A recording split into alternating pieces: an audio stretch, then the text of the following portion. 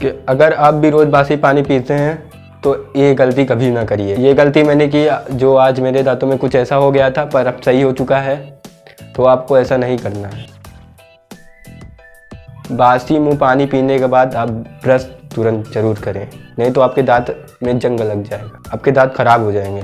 तो को ब्रश करना है, उसके बाद आप फ्रेश होने जाइए, बाकी जो करना है आप करिए, पर पानी पीने के बाद तुरंत ब्रश ज़रूर करें, नहीं तो आपके दांतों खराब हो जाएगा।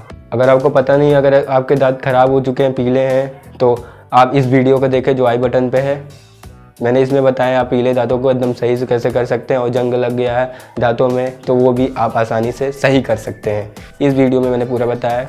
अगर आपको वीडियो अच्छा लगा तो लाइक करिए, शेयर करिए, कमेंट करके बताइए आपको नेक्स्ट टॉपिक पे कौन सा वीडियो चाहिए, और चैनल पे नए तो चैनल को सब्सक्राइब करना ना भूलें।